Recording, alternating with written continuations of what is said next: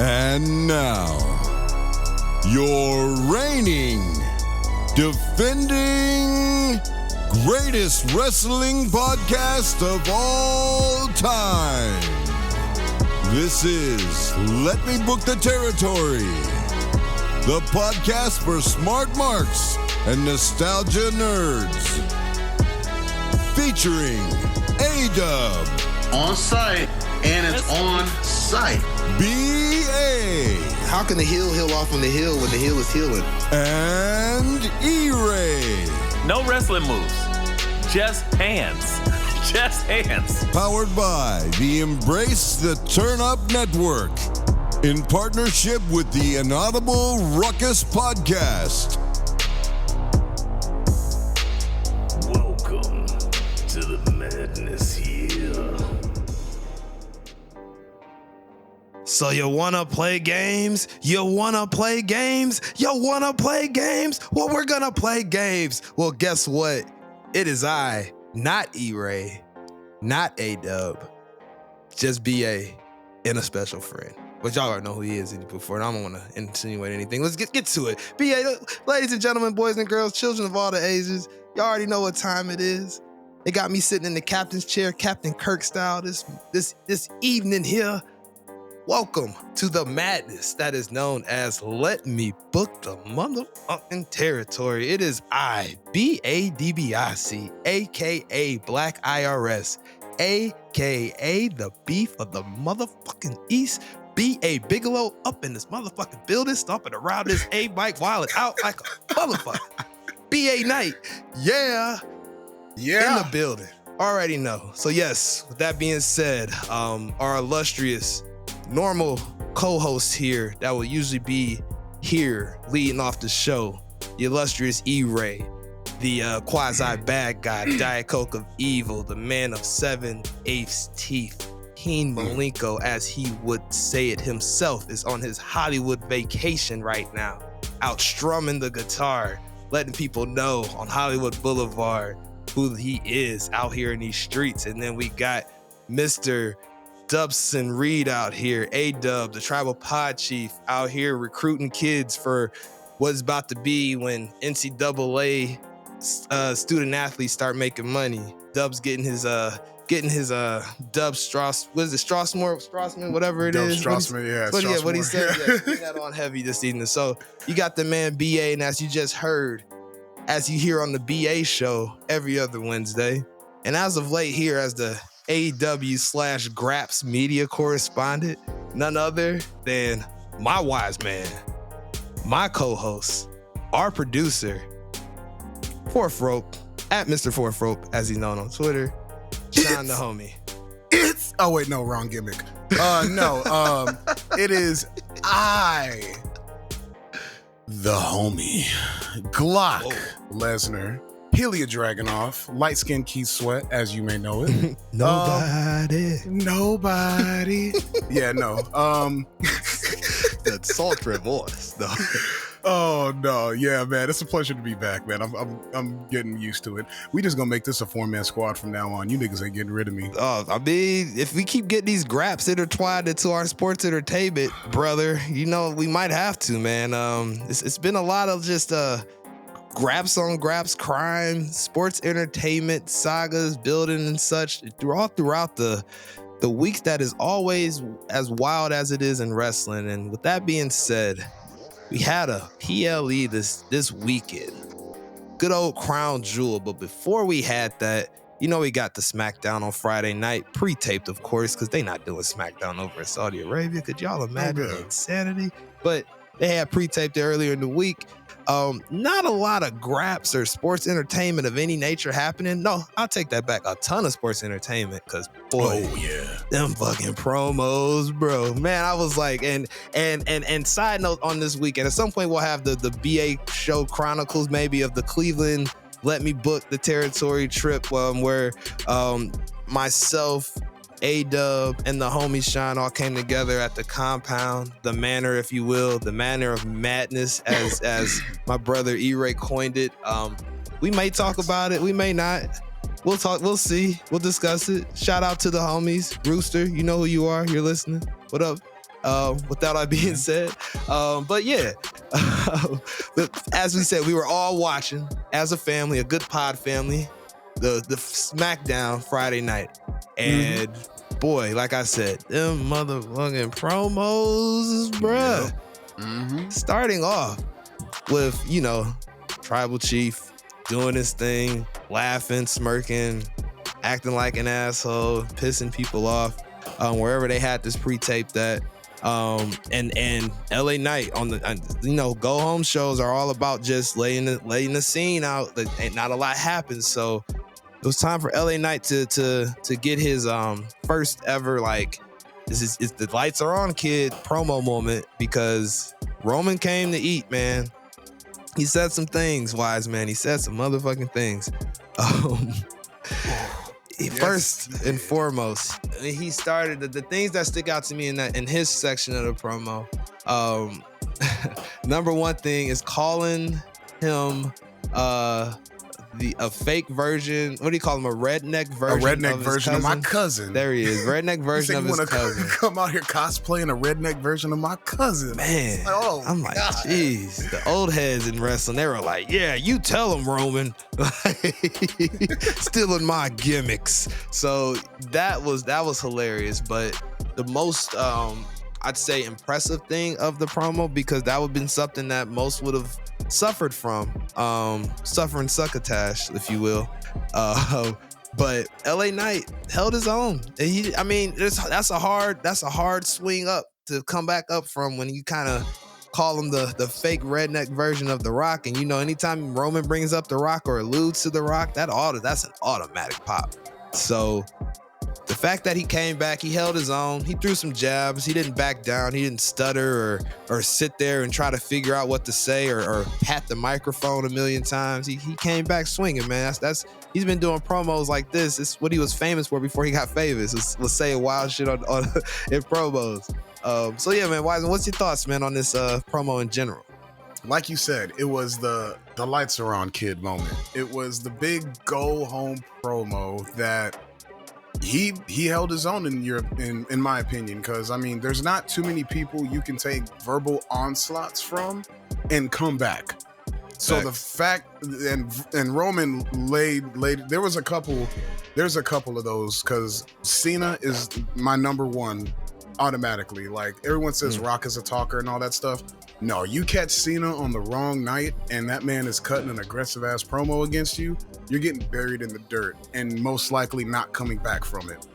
Yeah, great. LA Knight came back from his Roman shot. I'd say, like you said, you said, if I don't do warning shots, so if you shoot, you better hit. Leave me in the ground. Like, he nailed it, bro. Props to LA Knight. He might not have pulled through. As we'll discuss, but props to LA Knight for the promo. Yeah, he did the things, man. He showed up as he should have.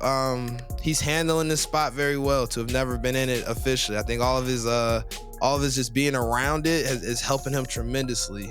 All the things he's done as a underneath talent is really helping him out now. A lot of stuff, I'm sure, like, he's glad he just stuck his neck out and did, like how he's like the motion artist or motion model for all the 2Ks for like the last 7 years. Yeah, like that's like that kind of stuff, and just all over the like the smaller of the bigger promotions, like your Impact, your NWAs, and making a name for himself. Like, he did it the hard way, man. That's what he said, and he brought up in that promo. But as you said, he had a lot of fire. Like you said, Cena's like your guy in that regard, and he had a nice promo off too.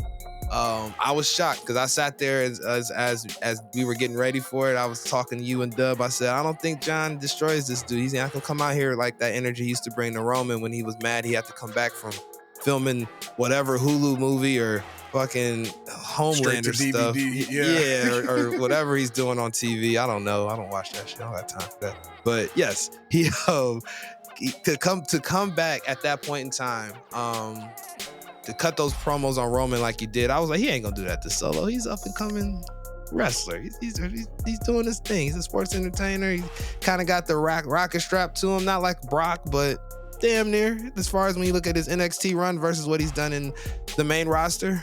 Definitely coveted, you can tell. So yeah, I thought wrong. Cena came out there, He did not. He said, I got 90 seconds, bro. I'm not going to waste any of it, and went to work. And he just got, it's just something about his nature. Like, you ain't talking to Hollywood John. He channeled some Dr. Thugonomics in that promo. Like, he had some, you could hear the heat in what he was saying, man. It's heat-seeking missiles coming for Solo. A lot, that line about wrapping his thumb up tight, there was a bar he should have dropped there. He should have said, if you gonna shoot at the king or something, you best not miss. Shout out to Omar from The Wire. I think that was a perfectly placed line, especially since Omar is no longer with us. Michael K. Williams, that would have been a perfect bar. But hey, he's the promo guy, and I'm not gonna say nothing to him about it. He's the champ for a reason, at least what he used to be. We'll talk about that, but I'm not gonna question the man's promo prowess. Also, before I pass it to you, Wise Man, Solo actually talked. He can speak. That was the first thing that told me. It was to the point of LA Knight. This was Solo's moment to like prove that you deserve the spotlight, prove you deserve this bag you about to get in Saudi. Time to put up or shut up. Wise Man ain't talking for you tonight, bruh. And he did okay. He did great. He didn't stumble. He did great for what he is supposed to be. Correct. That man is supposed to be the nigga in the back that got a strap in the inside jacket pocket right behind the homie, to where if you do anything, you getting smoked. Oh, yeah. That's Solo. He doesn't get frisked when he comes into the club. I get it. Exactly. Yeah, he walks around the bro. Right. Exactly. I'm here with them. You know what Solo bringing. You know what Solo's about. So the fact that he even got the opportunity to step to a mic is phenomenal. Agreed. And then he held his own. He didn't, not too much. He didn't overdo it. He did just enough to get his point across and to let me know, oh yeah, you finna beat John Cena's ass. Absolutely. I don't know, man. I thought Cena was going, because the way Cena talked in that promo too, I thought he was not gonna do what he did, which was the job, as we'll get to here momentarily. But yeah, man, I thought he really sold me. I jumped back and speak, like, we hop in time machines on the BA show every other Wednesday on your local RSS feeds. But, I was like, I feel like I was in 06 a little bit. I was like, wow, man, he's making me care about this shit again. He's putting the feelings back in me. He's restoring it. No matter what I see a broken man in front of me, like a guy that knows he's done with this shit, but just won't say it. He's selling me, man. He was selling me that card for real in that light. But as we said, not much happened on SmackDown. It being a go home show, you had some nothing matches here and there, just to be real, stuff to fill up the card to get us to Saturday afternoon in good old Rhodesia. Is that what it's pronounced in Saudi Arabia? Rhodesia or something? I don't know. Sorry, I tried, guys. Yeah, you ain't got Riyadh or something. There you go, Riyadh. Cool. Riyadh. I apologize again if I've butchered it 3 different ways. Me and my co-host. Sorry on behalf of the Let Me Book Territory podcast. Copyright. I mean, if you want to give me a Saudi bag, I'll pronounce that bitch right all day. So please. Other than that, you hear us. Riyadh. All right, what's our people, our Mumbai Hive? Y'all hear us, man. Get us that bag. Have us do a live show over there. That'll be the, man, come on now. Y'all hear us. Fuck with us. LetMeBookPod.com/shop. Buy something from us, please. Hook the brothers up. But yes, like I said, so we in Rhodesia, call it, in Crown Jewel 2023. Almost a decade strong, they announced on the show. They're like 7 years, 8 years of doing this. The overall Crown Jewel vibes are completely different than what they used to be when they first started going over there and getting these bags. With the old school acts that used to come out of nowhere to get essentially their second pension check of the year. Braun Strowman's not your champion, so that also helps. That too. A lot of that stuff working for us in that regard.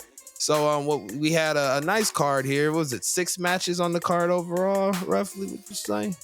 You had 7. 7. Well, okay, if you count the pre-show. Which I say, if you count the pre-show. I won't count it because we never do count the pre-show, but I will speak about it a little bit because of the pop Sami Zayn got in Saudi Arabia with all the stuff going on. In the promo he cut, I think it was before the match when he was talking about what he was gonna do to JD. It was like he was talking about the stuff going on overseas, but not like with the passion of that, but insert wrestling stuff here. but just you like can the feel Judgment it. Day promo. Yeah, Correct. Yeah, exactly. That's what I should say. The Judgment Day promo. My apologies. I'm just associating JD like he's already been put into the stable already. But that's who he wrestles at Saudi in Saudi Arabia to open up the card. Not to open up the card, but pre-show type. And he wins. What's it called? Graps, man. The Blue Bomber driver, whatever the fuck. a Blue Thunder Bomb, sir. I love this the most. It is a Blue Thunder Bomb. I knew the name. That's a couple moves that don't finish matches are Falcon Arrows and Blue Thunder Bomb. Shout out to Dub. Is Falcon Arrow the same shit? Is that from the dude from Super Smash Brothers, Captain Falcon? I think his name is just Falco. No, that's Falco. No, isn't it? There is Captain Falcon. But Yeah, man, there's come on Captain now. Falcon and there's Falco. But I don't know I who the mean, fuck Falco is, but does Captain Falcon have anything to do with the Falcon Arrow? Because I feel like that is his special on Super Smash Brothers. Nerds, I thought it was video just a game Falcon nerds, help me punch. out. Falcon It was Punch. Okay, that's Falcon what it is. Punch. There we sir. go. Falcon I'm a video game Punch. nerd myself. Yeah, no, that's a Falcon Punch. This is a Falcon Arrow. Okay, All totally right. different. I digress. Totally different. I digress. I just when I hear Falcon, the Falcon driver or whatever he's, I always think of Captain Falcon. Shout out to Falcon Super Smash Punch. But yes, the Blue Thunder Bomb, as you said it, that's what he won that match with. So moving on to the actual card, first match. What was that again? You got the card in front of your wise Seth man. freaking Rollins, Of course. versus Broken Dreams Drew McIntyre. And boy, oh boy, did this man get his dreams broken, shattered, stepped on, pissed on, and thrown in the garbage can. Yeah. Because once again, Drew couldn't win the big one. I mean, he's going against the fighting champion because of course he should open up the card. He's our fighting champion, and he puts on great matches to set the tone, and here we are. It was interesting they made us think that Drew was going to win that match. At least set up some spots. I mean, we believed it, as we know what's happening here, but the way the match was put together, they gave him spots to make him look stronger. Like he actually stood a chance. Like it wasn't just unbelievable. Like we all knew like Seth's gonna win this, because why wouldn't he win? They can't make him a bitch. I mean, Facts. You got to make it at least somewhat believable. He's still a babyface at this point. Kind of forget that. He was a little bit of a tweener, but you can't make him a bitch. He's still a babyface. You got to wait till the heel turn. Then you can make him look, like all that. You just got to wait. You can't make him look like he's just going to get absolutely demolished by Seth Rollins with a blown out back. Oh man, blown out back. Pause. Yo, back. Yes, fair enough. And they had to remind us that his back was still hurt, because there was some stuff he was doing in that match, and then he stopped and slowed down. There's some spots where he slowed down and stopped, like, no, I can't do all that. My back's hurt. My back's broken. I got a broken back. So Seth handles his business, handily handles his business. Like there was, like you said, no questions asked. What does he win with in this match? Was it curb stomp? Normal stuff. I think he hits like 2 or 3 of them things, bro. Like, I don't even think Drew got that many. They made him strong when they looking that damn strong. But yeah, we get a Drew L. Match ends with the weird stare off. With at the time, I was like, what the fuck is on Rhea's face? Because I didn't know that what she was doing originally when she was walking out. It was a weird light that she had on her face. I was like, yo, is she doing a Heath Ledger Joker thing? Like, what's happening here? But she didn't say nothing. To Drew, just looked at him like, could be us, but you want to be a good guy or a tweener or whatever the hell you are. And Drew's starting to wear all black, guys. The leather's coming in. He's shopping at Cenobite Limited. He's buying stuff with Damian Priest, Pinhead, Shotzi, all of the WWE freaks. Break out the eyeliner, brother. Yeah, man. CD. it. Yep, CD guy's gonna start showing up soon. Just bring it all together. Bring it home. Who owns that property? Jesus Christ, just bring it. This WWE and Hellraiser Incorporated needs to come together. We need this. All this leather that's be on my damn TV. Now Drew McIntyre is wearing leather. I want to say when Drew McIntyre, I think I even made this comment on Saturday. I said when Drew McIntyre is wearing leather pants, don't y'all come tell me. They're crying to me about him being in the Judgment Day, and I told y'all so. No, it's gonna be in the middle. He gonna have a leather kilt. That's it. He gonna have a leather That's different. kilt. That's definitely on fire. It's on the spring line at Cinnabite Limited. That shit goes. Exactly. The Imagine female the leather pinhead. jacket with the leather kilt. Boy, yeah, undefeatable. Have some chains hanging off that joint. A million chains. Oh, God. Shit. And then he got the swoop across the eye with his hair and the mascara. Bro, Drew would be looking. Yeah, bro. He'd be there. Man. He'd be there. He would definitely give like Mr. Slave vibes from South Park, but I digress. That's what I picture. Like if Drew McIntyre was a Cinnabite, he'd be dressed like Mr. Slave From South Park, exactly. Just give him the hat every Oh, two. Jesus Christ. Yes, that would be hilarious. So moving on. Yeah, before we Right, yes. I can't put myself in the penalty box. I'll handle it. I'll handle myself. Yeah. I'll take myself and leave. But you did have a great segue there about Drew going to the Judgment Day. Because yes, we get the the women's next match. Yes, Rhea versus You the get- world. Basically, Rhea versus the world. You Yeah. get Miss Rhea Ripley versus Nia Jax, Raquel Rodriguez, aka Big Back Pose, and Shayna Baszler and Zoe Stark. So you get a lot of people in this match here, and I mean, did we think anybody else was going to win this? To be honest, no. If anybody stood a chance to win, it would have been Nia Jax, or at least make it some sort of close finish. But I know, you guys just cannot stand her. We talk about her politics, Dub, and Sean huffs and puffs, and E-Ray's like, why is she here? She's a heel, guys, and there's not a lot of them in the women's division that can at least make anything remotely believable for Rhea to lose to right now. I would not say that's believable to lose to. Maybe like just size-wise, sure, but like I don't see that girl as a world champion, man. Has she won? She's won one, right? She has won one. I do recall her having The SmackDown Women's Championship or something like that. Mhm. But nah, dude, I'm good. You could put that thing on so many other women in this company and be just you could put that thing on Dana Brooke and I'd be more believable than Nia Jax. Dana Brooke, excuse me? I'm so good on a Nia Jax title run. Don't speak that into existence, please. I mean, I'm not gonna say she's gonna be the one to do it, but she ain't back for no reason, bruh. They need heels. They need heels. But anyways, like you said, Rhea comes out. I think the dopest interest of the night or the afternoon, whatever the fuck.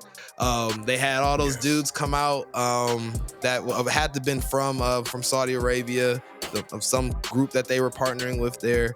Because at first I was like, oh, they're gonna make the Judgment Day logo when she comes out. Because I was like, why are they incorporating like Muslim? I was like, this is getting problematic. Like they got the force of religion on somebody. Like, help me, get me out of here. But it was fine. They just cut the lights out, and then Rhea emerged through the aisleway of the Judgment Day logo thingamajigs with the shadows up, and then the lights coming up, and Rhea looking just like Brandon Lee in The Crow. Great makeup, great effects, the fire, all of that shit, the lighting, all made it work for me, brother. Loved it. That's not even the most impactful part about it. Oh, let me hear. What was the most impactful part? I might probably be forgetting something. You know I'd be high, bro. What happened? Fam, realize where they're at. You had a group and a bunch of niggas leading out a woman. They were lined up presenting a woman. I didn't peep that part. I didn't think about that part of it. Yes, I that is the biggest part of it. That's because, like, don't get me wrong, a bunch of Saudi Arabian dudes with the lighting and all that stuff is cool. The biggest part about it was the men were lifting a woman on a pedestal. That's how big Rhea Ripley is. That's what they were trying to get across to people. That shit was huge. You don't see that. I mean, women still got to cover up in Saudi Arabia. They can't even show shoulder. And you have dudes putting Rhea Ripley on a pedestal. Facts. Props, bro. I don't know how they pulled that off, but hey, I guess the bag is different. Yeah, true that. Biggest of facts there. Bag is way different. Cannot deny that. So I mean, it's I don't know. For that to happen, that is huge. So I mean, maybe that just means that you're gonna start to see an ease up on things. Probably not, but we're progressing along. Like we're not wearing tall white tees like we used to talk about on this show many a time. We're not them franchise boys out here, not slanging in our white tees, banging in our white tees. Yes, shout out to Dub for sure. In the years of 2003 through 7 for sure. But yes, none of that. We're actually in like Power Ranger suits now and shit. The actual match, it was just a 5-way match. It was a fatal 5-way, what it was, I believe. So yeah, just a bunch of those big spots. You know, the big suplex that everybody falls down from. A bunch. I don't know. It was what it was. Like Rhea looks stronger. She wins. Next. What's next on the card? Oh, next on the card. Hey, but shout out Zoe Stark. She was hooping. Oh yeah, she did go. She went hard on that match for sure. She did look good. So she next, looks good on Raw. But continue. Absolutely. Yeah. So next we have the fingering expose of Solo Sikoa and Jesus. John Cena. I was like, who's playing air guitar over here, brother? That's my song. No, we ain't talking the Hulk Hogan song, entrance, brother. Yeah, we ain't talking the Hollywood entrance. Hogan. We are talking about Solo Sikoa. Yeah, he had that thing wrapped up tight. He had the John's strap. advice. He put the potato in the tape around the strap, and he was ready to kill somebody. You know what I'm talking about? He put the spud on the front of the dime. Man, the Po Man silencer. I used to always wonder. I was like, when I was a kid, because I'm a big French fry fan. I'm like, why they wasting the potatoes, man? I hate that shit. That's a good potato. To bake that shit. That's the first thing you think about. I wonder if the bullet like kind of makes it crispy a little bit. Is it like it fries it as it goes through and shit like that? Yeah, like season a it with some gunpowder. Yeah, like a convection oven, like a little crispy inside, but the outside air fryer. is cold. Well, no, yeah, exactly. Shit, you know, convection oven. Yeah, exactly. Whatever. But yes, John Cena and Solo Sikoa went for not that long, to be honest. Like 7 minutes? No. I mean, it wasn't that long, but it was a long match. It was a 10+ minute match. Okay, Jared. Solo came out there with that thing wrapped up extra tight. You know, the spirit of Umaga possessed this man's thumb and made him go ape shit on Cena. I saw it coming. You saw it coming. Your mama probably saw it coming. Yeah. Cena saw it coming. It was scary. It's bad. It's all good. The Samoan ancestors lined up behind Solo. Yeah, they did. From all the Samoans Cena has fought. The ghost over the last 20. The ghost of Samoans came and beat the shit out of John Cena in Saudi Arabia. Mm-hmm. He got what was coming to him, ladies and gentlemen. I don't know what I don't really think there's anything else to say about this match. If you got any words for it or some technical graps to go over, not much. I just saw a man's throat get fingered into the grave. That's it. Aside from the fingering to death, there's other things to discuss here. I think that are very big and to lead it on. Like I said earlier about the promo, John brought up the fact he's been on this how long of a losing streak? He knew the exact day. Like 2,000 something day losing streak or something crazy. It was a long time. I'm like, what in the fuck is going on? Why is he here then? But I have a theory. Wiseman. Hear me out. I think John Cena is trying to do the job of jobs. He is trying to destroy who he was so people can't ask for him to return ever again. Continuing on in that point. Think about everybody that comes back. It kind of ruins the nostalgia a little bit. You don't want to talk about it, but we're going to talk about it. Like when DX comes back, I love the theme music. I love the vibes, but I just think that last time when it was, I think Raw is 30 or XXX or whatever the fuck, or the time that they went to the old school Manhattan Ball Center where I used to hold Raw, and FTR got fucked over by them and made it look real bad. Before they even said anything, it just was like, I'm like, we over this, man. Like, y'all gotta stop reminding us about how great shit used to be and we'll never be able to experience and enjoy what the fuck's happening now. Mm-hmm. So with that said, and a lot of those guys, and I get it, man, get your bag, get your appearance money. You got Legends contracts. Vince is gonna work you still. You guys wouldn't have it any other way. This is what it is, right? This is wrestling. Mm-hmm. So with that said, I think Cena sees that and he hears the comparisons. Greatest of all time. best to ever do it. No, Vince McMahon puts him over more than his own children on his birthday. Like, he has to kill that whole energy to kind of go away quietly, I feel like, and do the things he wants to do right now, which is really Hollywood, but he's never going to come out and say that because he knows that he would be looked at as turning his back on the place that made him who he is. Now, he did say it, though, to be fair. Oh, he said he's ready to go. This is like his go home tour, though. Like, this is why he said, like, when the strike was happening, which just ended as of recording here a couple hours ago, which is exciting.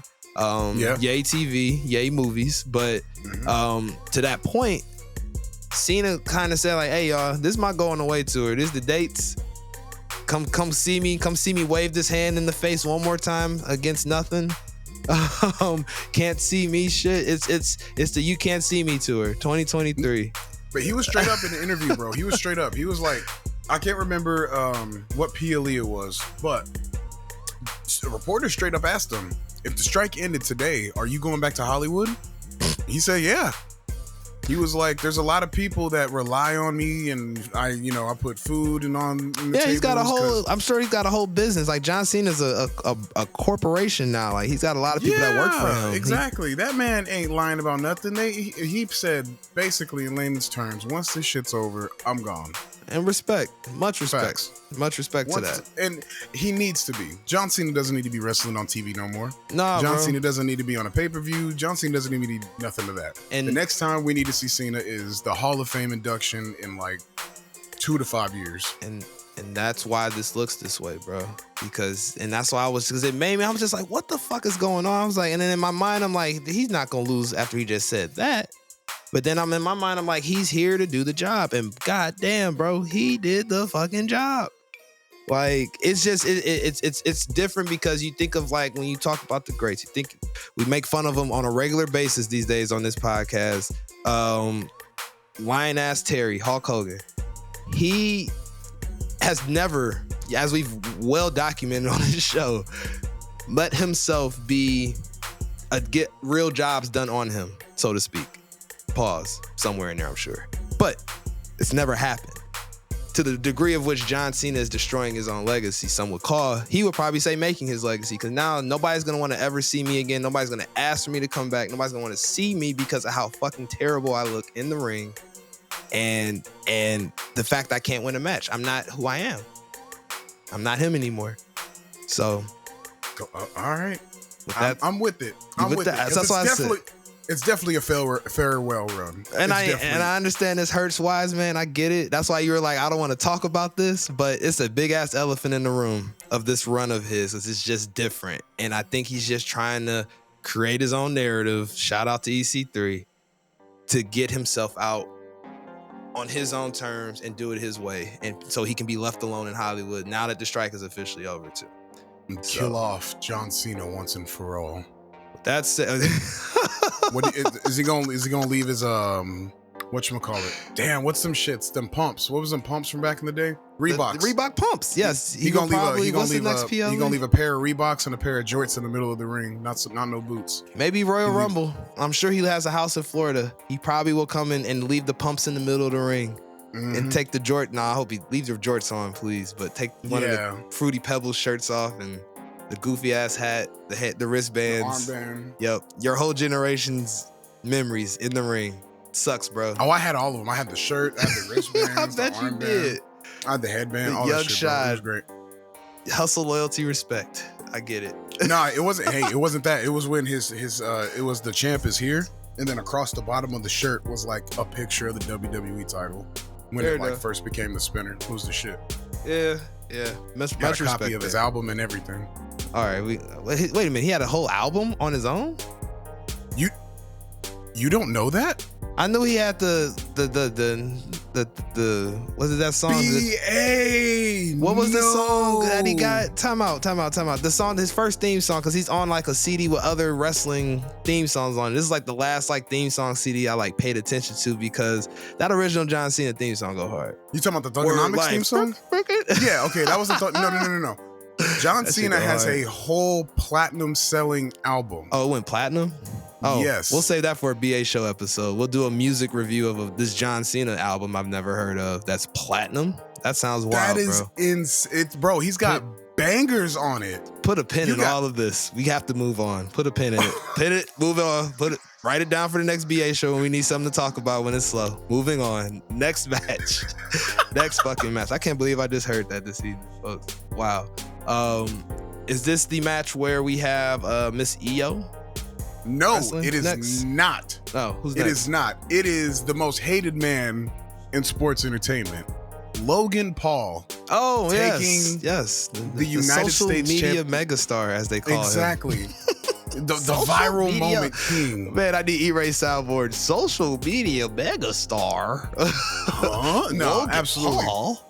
It is Logan Paul going one-on-one with Sir Rey Mysterio Sir Rey for Mysterio. the United States Championship, aka the Dipset title, so to speak. Yeah.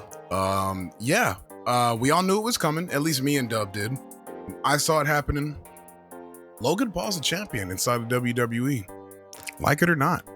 He's a champion. I kind of caught this on a show before I took off last week. I want to say about 2 weeks ago, right after his fight with the homeboy Dylan Dennis or whatever, and he was talking shit about Ray. I'm like, hey, I think he's absolutely gonna win that title, and we are. And that you about to see that Dipset title everywhere. I wouldn't be surprised if Logan Paul, he's gonna definitely do the whole podcast and show tour with that belt around his waist, over his shoulder, slapping on a bottle of Prime. And the thing is though, like, and we've talked about it on the show on occasion, that's a fire ass belt. That looks like some shit. Like if he somehow can show up on Cameron's podcast, it is what it is, or they come on his impulsive shit. I could see Cam taking a picture with that. If Cam takes a picture with that, that will just I have to somehow incorporate that into our merch or something, because I speaking it into existence. That's what we do here on Let Me Book the Territory. We book shit out, people. We speak it into existence. We be on that voodoo shit out here somehow, because I don't understand how we be just predicting stuff, man. It's pretty wild and crazy. So with that said, Logan Paul wins. Rey Mysterio kind of just, I feel like, let him have the belt essentially. It wasn't his best showing, and also I will say this, in that match, Logan Paul, depending on who you ask about it, I'm going to give him the benefit of the doubt. I'm not going to try to say he was in the wrong spot, but he saved Rey Mysterio's life damn near in that match. Facts. When he was doing that springboard off the ropes and motherfucker's head almost went straight into the fucking ground. Head down, top of his head type shit. And Logan Paul caught him midair and then did a power slam with him. Like, that's some vet shit. No matter who was right or wrong, I'm not talking about that. The fact he had the heads up wherewithal to know to catch this man and still make it look like it should have happened is all I care about. Because we could have lost a hero on Saturday. And the dude knew what he was doing. Like, that gives you like, and y'all know I've made my Logan Paul jokes. He's from Cleveland. We make jokes about him, but I gotta give him his props, man. He's really not embarrassing wrestling, and I'm not saying that tongue in cheek or as in a joke. Like, he looks good. Like, if he took this serious and wanted to actually do this full time, I think he can deservingly hold a title and be a legitimate heel and get a lot of heat. And fuck, he might just do that. Who knows? Like, the dude has a lot of options. I know he's got a lot of other things going on in the back end. I don't know if that lawsuit's done yet from that crypto stuff he tried to roll out. But he can do this if he wants. You can lean into it if he ever wanted to. So much respect to that half of what he's doing in that regard. Now I believe would be the match I was alluding to earlier. Yes. The EO SmackDown Women's Championship. Excuse me, not SmackDown. Excuse me. No, you're good. WWE Women's Championship. WWE Women's changed Championship. them. Yes. It's okay. You get Io Sky against Bianca, Can I Get to the Yams Belair? Can I get Sweet Yams. No, so you get Io Sky, Bianca Belair, singles match, WWE Women's Championship. I mean, I'm not a hater. It's a pretty standard match. Yeah. You kind of outside of the end. Exactly. Outside of the ending. Which builds to some things that I didn't even think about until we were talking earlier today. Which I'll bring up. But to your point, it absolutely. was a regular match. I don't know. Like, I'm sure Dub would have a lot more to say here if he was here, because he loves to let us know how this is not EO's title run, that this is really Bayley's. But she held her own as much as she can, man. I mean, we kind of knew this was a match, kind of like a means to a next step in this whole thing. We knew this wasn't going to be. I didn't think that Bianca Belair was going to get another title run right now. Like, why? It doesn't make much sense in the grand scheme of booking. But long story short, it got us to another thing. A person that we kind of heard that was returning soon, but she back home, y'all. She back home.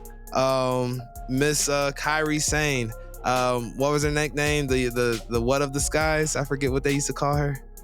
No, that's Io. Io. But they would call, what was it? She had the pirate gimmick, right? Yeah, but no, she is the best elbow drop in the business. Yes, absolutely. I knew that half of it, but I thought she had some like cool moniker or something. I know E-Ray and Dub were like, BA, what the fuck? You should know I don't that watch Stardom. Shit. No, you're good. I don't watch Stardom. But no, best elbow drop in the business by far. That shit looks insane. Fire as fuck. Fire as fuck.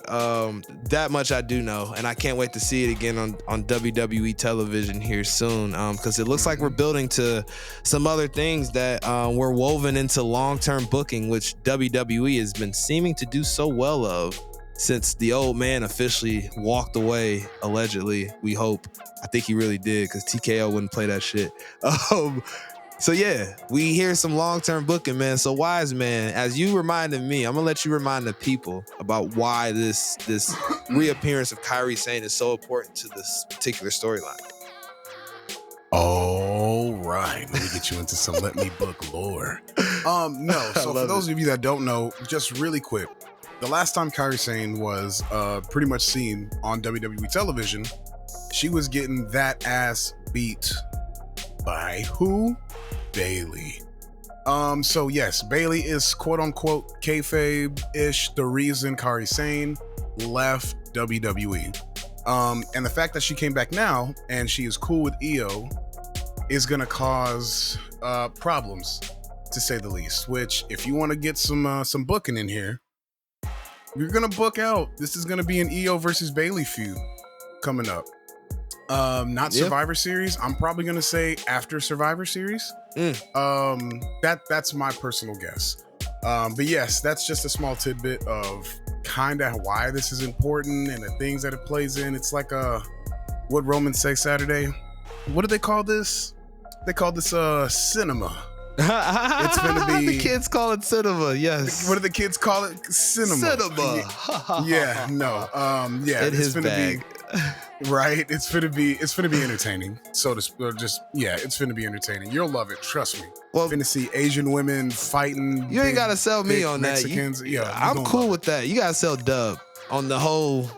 This ain't Bayley's title run aspect of it. I'd be curious to hear his take on all this next week. But moving on. That's the whole point, which is why the Io shit finna slap. Mm-hmm. That's the whole point. And that's why I want to hear Dub's like, oh, okay, I get it, to all this stuff that we've all been calling him out about. Like, why do you have this whole thing just against Io? Like, there's chill, a reason. Bruh. There's a reason, Thank Dub. you. The booking went over your head, Dub. Oh, look you at gotta him. relax. Wise man, let them know. He about to come through the screen at you, Dub.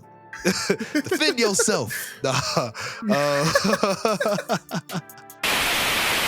What up, y'all? It's your boy Free, aka Free Illuminati, aka Young Freezer Burner, aka the Black Peter Parker, aka Poon Knight.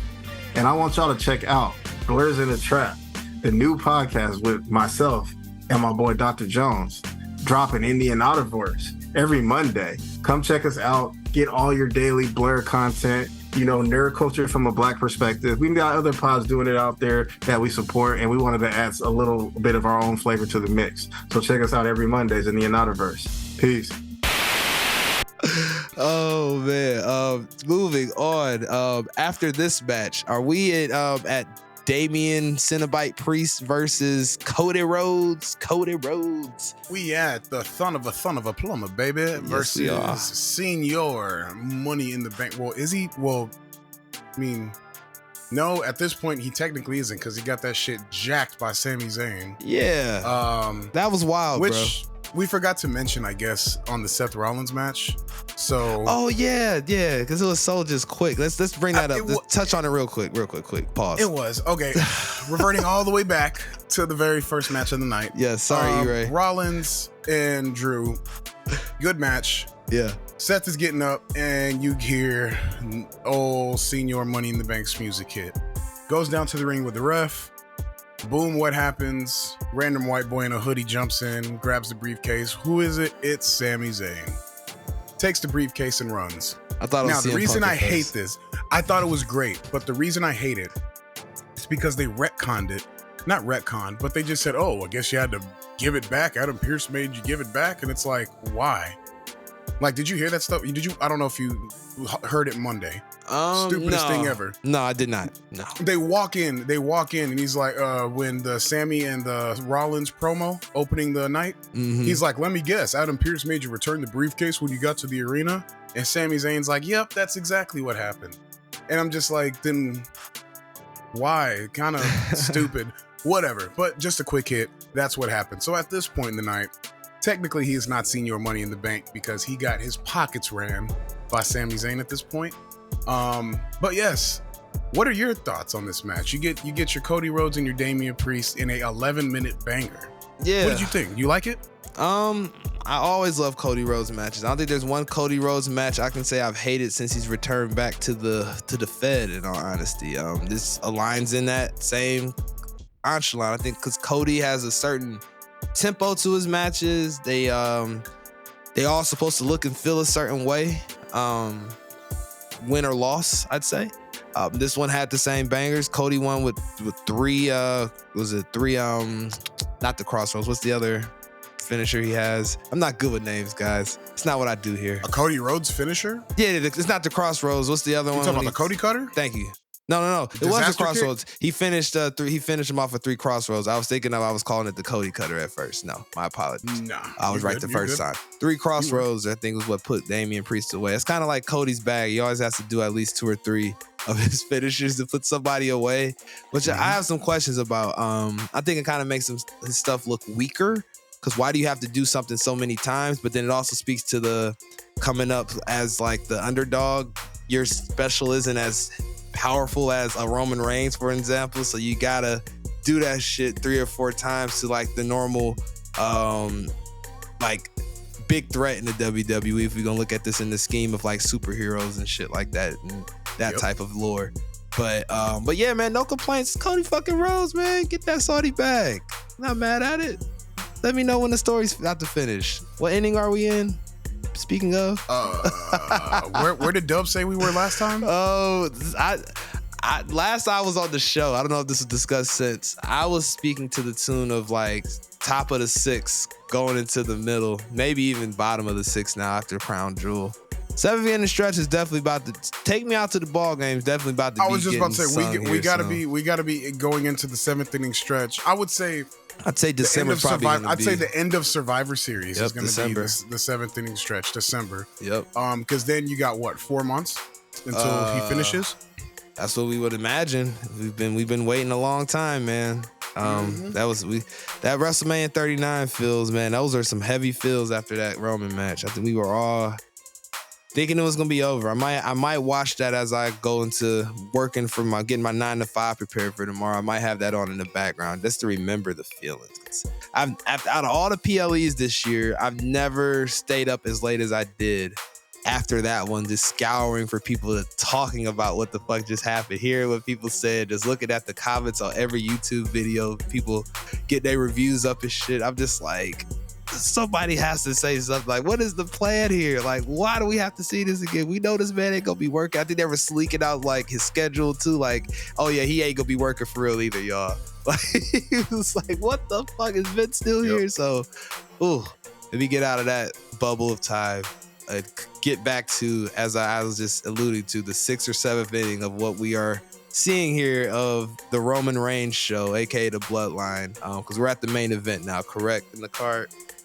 Let me double check for you. Yeah, thank you. Looks like what we got here is going to be Roman Reigns with the Wise Man versus his Wise Man. Versus with everybody saying L-A Knight Yeah. in an amazing match. Yeah, man. LA Knight held his own. How about that LA Knight pop? Oh, great pop. Great. Saudi Arabians are popping for like There was a all man. this shit. There was a man literally dressed in cosplay as LA Knight in the crowd. That shit was I didn't even know they hilarious sold the to me. vest. I didn't even know they sold the vest. I'm sitting here like, bro, how much does that thing cost? That thing was shiny. It looked like some okay faux leather. Yeah, absolutely, man. The shop hooked them up. I guess they're selling those in the shop. I would imagine. I don't know where else they would have got that in Saudi Arabia, but hey, man, they love it. They love it. They loved it. They popped for LA Knight crazy.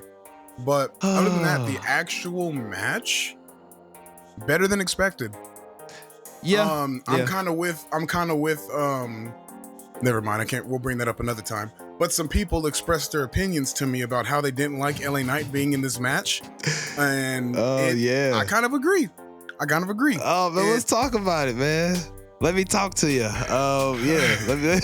Let me hear it, because I know we've heard of other folks that will be spoken of in a different medium talking about this, and we're quite upset about the fact he was in this spot.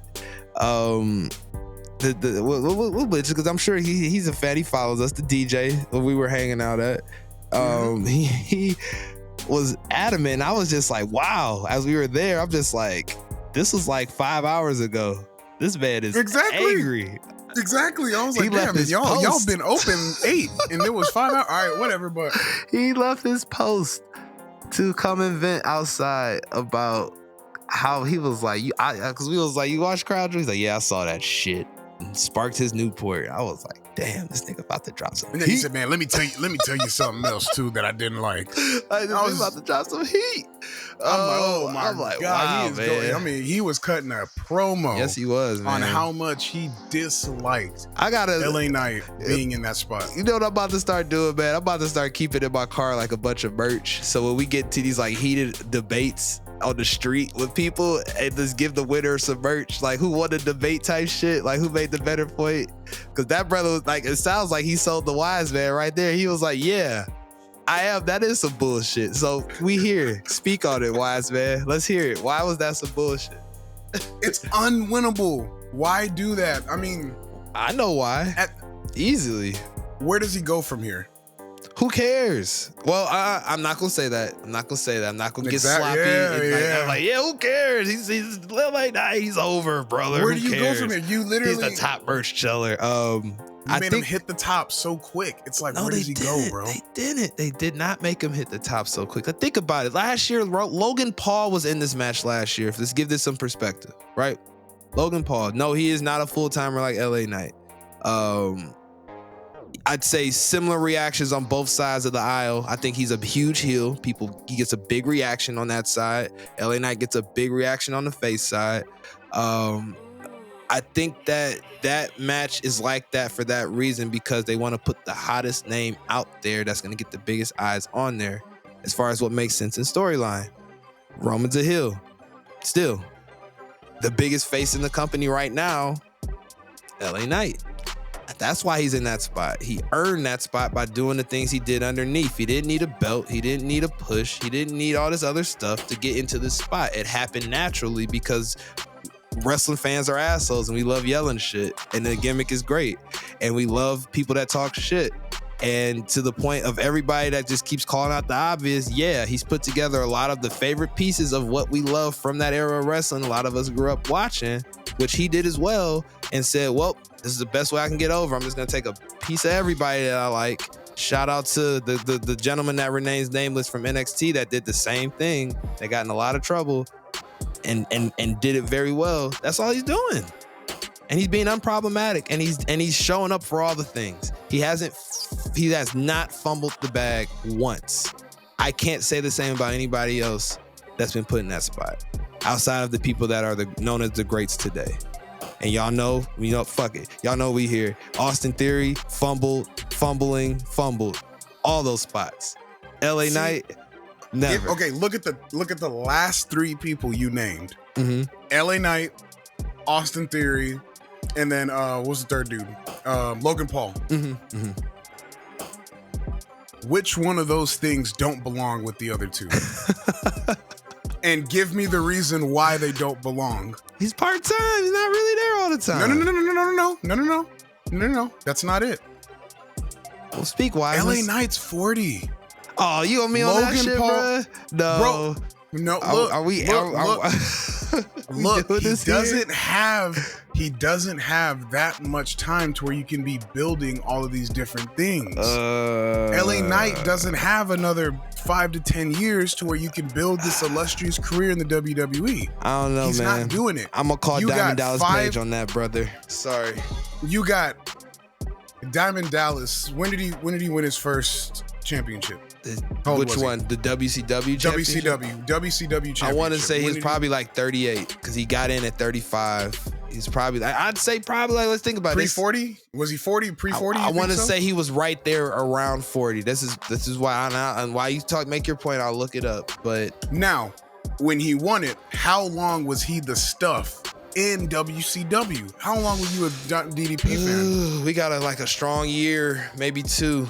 I think the Macho Man squeezed a year out of that because Macho Man made it matter more. You got 2 years, a little over 2 years of DDP build before he won the big one, and he was the stuff in WCW. That's fair. LA Knight just started getting pops less than a year ago, and he already built his way up, surpassed the mid-card, straight to Roman Reigns, just to lose. You got fed to the monster. You got fed to the equivalent of getting fed to the terror of reign of Triple H back in the day. It's the exact same thing. Different wrestler, different time era. It's the exact same thing. So I'm like, I don't know, man. I feel like Logan Paul, you can build his career for the next 10 years if you really wanted to. Austin Theory could fuck up for the next 5 years and then be another world champion in another 5 years. In 10 years, LA Knight's finna be at the crib. It's not the same thing. I feel like they did it too fast. You had a special opportunity with it to take it a tad bit slower and build it. But I don't know. I might be wrong because something else might happen after this. I'm gonna call bullshit on all of that, and the reason is because Diamond Dallas Page, the age he was when he first won the title, I should have thought because DDP got into wrestling like in the early to kind of mid-ish 90s. 43 years old, sir. 43 years old. That's what I thought. He was like 40 something. That's what I thought. 43. So I say that to say, like, shout out to KG. Anything is possible. How you gonna age that man out of the WWE, man? You know better than I. But you know better than I. If he learns how to wrestle that WWE style, shout out to Mr. Never Injured Miz. He'll be fine. He just has to find his match. There's a lot of old dudes that wrestle. And the reason why you don't see our stars still doing it because there are stars. They are beat. Triple H literally ripped his meat off the titty in that match, and he didn't do anything. He just went over the top rope. That's all he did, bro. That's old man shit. That's stuff you can't stop. So that being said, and also Triple H and none of those dudes were full time at that point in time. You can't just start and stop. I don't ever see LA Knight being. I hope the world for the dude. I love him to death as a performer, and an entertainer. I don't see him as a Hollywood guy. I say that. I feel like he would have been tried that shit out. All things considered, what we've seen in his YouTube and social media history, he's done everything. So I say that to say, bro is here, and he's here to wrestle, and he's not going nowhere. If anything, he'll be the heir successor of DDP Yoga, maybe when DDP is in his 90s and can't do it anymore, because that man's gonna live forever too.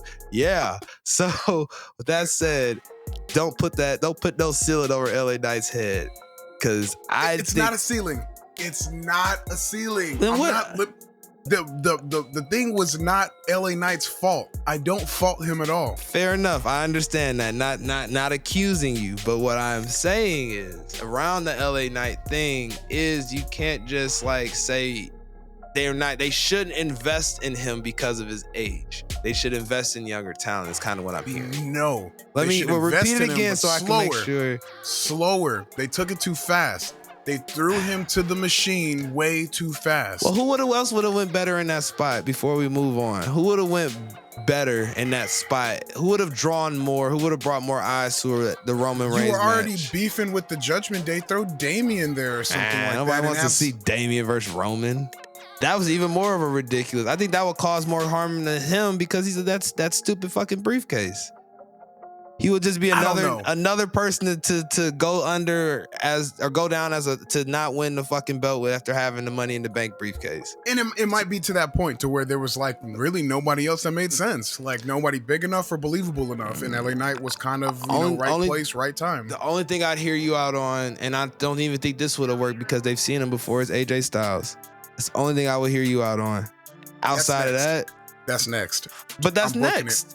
I think next. the same. I think it all sets up the same for that. You got the faction aspect, all that shit. That tracks completely, and it's kind of been put in the weeds with the ring slaps of Mia Yim on Jimmy's hoe ass, as I was calling him all weekend. He's just such a fucking heel, man. I just be like, this nigga is so. It's like there's no way you behave this way in real life. You too cool to be acting this way. But to that point, man, LA Knight did the thing, in my opinion, in that match. He didn't drop the ball. I think that's all you can ask a guy in that spot to not do, to mess up his own push he's got going that he organically has put up. I think that's the reason why he's in that spot, man. That's your number one merch seller in the company. He's earned all of these spots. I think at one point, and at some point in time, he'll be your WWE champ. I don't see him as the world heavyweight champ. I feel like that's for a different type of wrestler on that roster that they're kind of creating, with Seth being who he is with that title. I see him as a WWE champ type of guy. At some point next year, maybe. I'm not even going to try to book that far out, but that's a next year down the road after that. But this set the stage to show you that he deserves to be in that spot, and it's feasible. It was my point in it. Like, it's just showing he deserves to be there. It didn't hurt him because there was underhanded shit going on in the match. He beat the shit out of Roman from what I saw, as far as how they booked it out. Like, he was laying into Roman. It made him look really strong. But Roman's going to do his underhanded shit, which is why I think they put him in that match. If they were going to have it one-on-one, yeah. You don't do that to LA Knight, then you're gonna kill him. He was protected. Exactly. If he wasn't protected, I would be with you all day. But it's whatever. He proved that he can handle that spot. No harm to him. No harm to Roman. Everybody got paid. Moving on to Monday Night Raw. With that being said, so good I don't know. Transition. Ooh, hey man, I learned from the best here. I sit here and bullshit and cause trouble for about a year and a half now, almost, on this show. So I'll be learning stuff as I sit here and think of ways to mess my co-host up. So with that said, Raw, Monday night, some stuff was happening. We had a opening segment of our fighting champ, Seth Freakin, talking to Sammy. Sammy wants a title shot. And Seth grants it. Sammy wants it that night. Seth says, my bag. But okay, you got it. Okay, you got it, brother. So yeah, great way to start off Raw. I think to know that if you're popping it on to see if there's any sort of fallout from Crown Jewel, that's a good reason to get you to stick around. A freaking Sami Zayn and Seth Rollins title match as your main event. So yeah, I was in at that point in time on my Tubi version of Raw. So with that said, you at that point in time, where we going at on Raw? You got the screen up, sir. Oh no, you're good. So fire promo. I'll you know what? Yeah, walk us slow. I can lead us through the Raw. Okay. Yes, please do. Please. Go ahead and move. I got you. I think bro. my Michael Jai White version of Raw. Oh, that wasn't him on the New Day. Now that's what I saw the Tubi version of. They said Michael Jai White's the newest member of the New Day. He said he's the new Big E. Did that happen? New Big E. My Tubi version of Raw. No, that didn't happen. Oh yeah, you got it then. That's why I was like, I don't think Black Dynamite's in the New Day, but I digress. So Wiseman, with that being said, I sell drugs to the community. No. But okay, so the first match of the night, we get the Judgment Day versus the New Day in a tag team battle. The first ever matchup of the night. Like I said, you're getting the New Day versus the Judgment Day, which they have some beef if you didn't see on the Halloween episode. Because they were getting roasted because they dressed up as the Judgment Day. The new Judgment Day. They went to Cinebite Limited. Kofi That shit was hilarious. That shit was hilarious. So that's kind of the background of that match. If I'm not mistaken, I think the Judgment Day beat the New Day. So yeah, that's how that one went. Pretty solid match. The next one, you get the anime villain Shinsuke Nakamura versus Akira Tozawa of the Alpha Academy, which still feels weird to say. Of course, I'm pretty sure you can guess who won this match, BA. Yeah, our favorite anime villain, Shinsuke Vegeta Mura, handled his business. Killed the other, it seems to be anime character that they're marketing him as now, Akira Tozawa. How he acts. The comedy relief, yeah. Yeah, it's straight up like animated cartoon behavior. So this fits. So, and he almost beat him in an anime way too. Like this, all the expressions is just so good. What they're doing, and thank you for getting to Akira Tozawa out of catering, and making everybody actually earn their keep around that place, and spreading people around these different shows and stuff. I really like what they're doing, man. They're being creative, doing all the things I feel like I've been waiting for the main roster to finally do, like intertwining NXT characters. It's so good. I'm sorry, but yes, Nakamura, knock him the fuck out, and moving on to the next one. Well, no, not moving on, because we had some meat show up. Pause. Otis pulled up on Nakamura after Tozawa, kind of setting up what I think is going to be Nakamura's next feud. We're going to get Anime Knock dealing with Alpha Academy. Going to be taking on that big mound of meat, Otis. Pause again. Yeah. Next, we get what I believe was the most talked about match of Monday Night Raw. So we get to figure out the number one contender for Gunther's IC title. You get a lot of people in here. You get Big Bronson Reed, if I'm not mistaken, Ricochet. Shit, who's the third guy? Because I know the fourth one, but okay, can't remember the third one. But the one who really mattered here is the Miz. Oh yeah, I got you on that. It was Bronson Reed, Ricochet, motherfucker. I'm not gonna get into it. Nigga. I'm not. Not gonna get into Ricochet hate. It's not even necessary. He's not even. He's skip over him, BA. He didn't do anything to you this week. He didn't do anything to me this week. We're good. Miz is the story here. Yeah. But who's the third guy? Miz. It was the third guy? Miz, Bronson Reed, Ricochet, and who was the fucking fourth guy? That's what I'm saying. I don't remember. Bronson Reed, Ricochet, Miz. Why do I not know this? I'm not gonna worry about it, bro. It's not that we're big not of a gonna deal. worry. We're not gonna worry about it here. either. But Miz is the story here. You get the Yes. NJPW Miz. You know how everybody be going overseas and be getting into the raps. Yes. Babyface Miz, please, BA, guide me through this babyface Miz that we witnessed. Yeah, on man. Monday. It kind of skipped over at Crown Jewel. He had a Miz TV segment there with one of the local celebrities that does movies over there to really pop the crowd. I thought it was an interesting segment on how they're intertwining their culture, Saudi Arabia, into the WWE stuff. Just keep getting in your bag, guys. Just keep making money, showing us how to make money in our own endeavors. So yeah, during that segment, Grayson Waller came out. Grayson Waller did Grayson Waller stuff, saying he's the real king of like wrestling television now, and the fact that the Miz is this ain't the 90s no more, basically what he said. This ain't road rules in real world. Nobody want to hear you no more, bro. Go home, old man.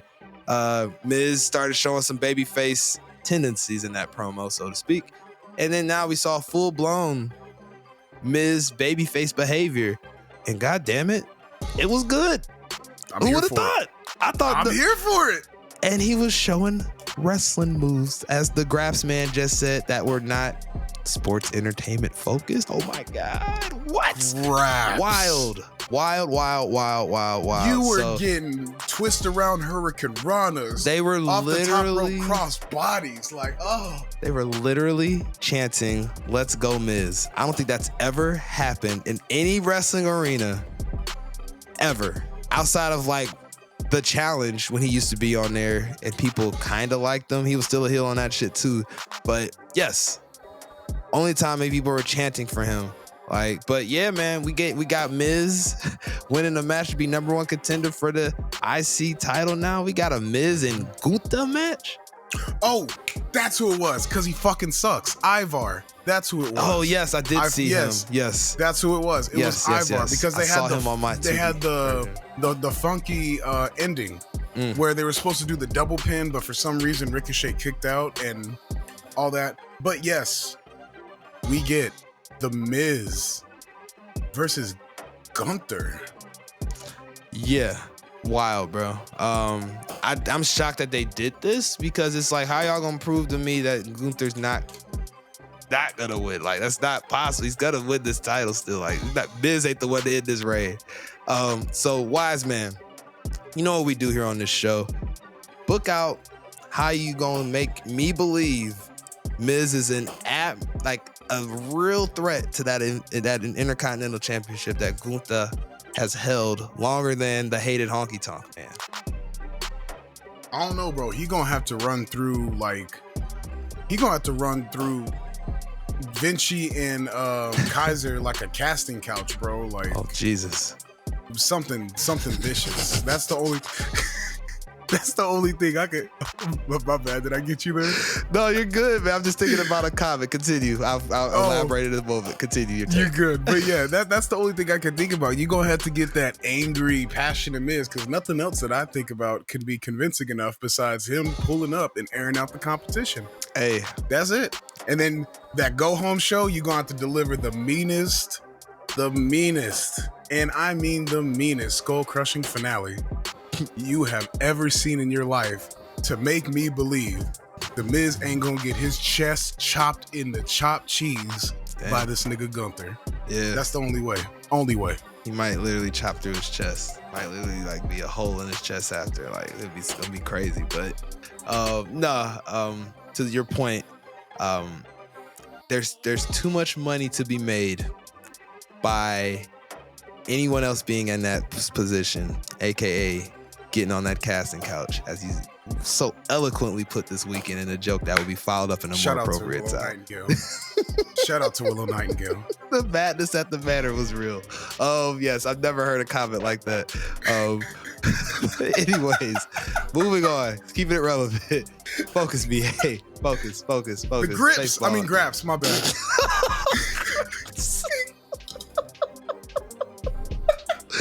The grips on the casting couch. This man, oh man. All right, let's keep going. My bad. Yeah. You're fine, brother.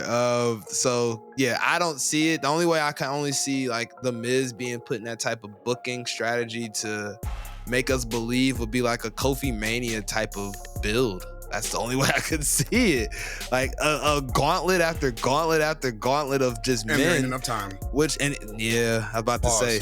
Yes, pause, big pause. And this match is taking place next week, or is it at Survivor Series? No, this is Survivor Series. Okay, so we got a couple weeks, 2-ish. You ain't building no Kofi Mania. No. You ain't building Kofi Mania in a month, homie. Unless Gunther takes his dad hostage and forces him to eat Roman burgers from Mr. Hero. Shout out to Cleveland, Mr. Hero. That's the only way that you gonna see fucking The Miz get any sort of like babyface pop in that light, like, go get him, Miz, fuck Gunther, like, cause we love Gunther. Most of us do. I've heard some people spit some hate at Gunther. We won't talk about it now. Nobody on our show, people I've talked to in these streets, kind of think his act can be boring. I'm like, you don't appreciate what he's doing. I'm not a Graps guy, but god damn it, you telling me that those chops don't make you cringe? Like, thinking he's that shit so sports entertaining. Yes, he is, and he's gotten better and better as he's here. Love it. Gunther is the epitome of like right in the middle. You got it right in the middle. Right. He's graps and he's sports entertainment at the same time. Biggest of facts. And it just keeps getting better with him. Like, you can't deny the greatness, as they say, with that man. That's a world champion right there. Within the next year to 2 years, that's a world fucking champion. Oh, 100%, bro. 100%. So, also, like we said, we had the Seth versus Sammy match. There's a lot of people that are friends intertwined on the Raw roster for these guys as far as them fighting. So we get a good match, but it ends in the worst way that people hate sometimes, but sometimes it makes sense. It's always a strong debate. The quick roll up. Seth wins with a quick 1, 2, 3. Get me out of here. My back hurts, bruh. Give me my ice pack. Give me my Kate tape. My shit hurts. So after Seth wins a pretty banging match against Sammy, you get Jey Uso running out. You get Cody running out. You get JD Popco Head McDonough running out. You get the Judgment Day and all the Cenobites running out. Pure chaos. To the point, or Adam Pearce says, as I open the show with, you guys want to play games? Well, God damn it.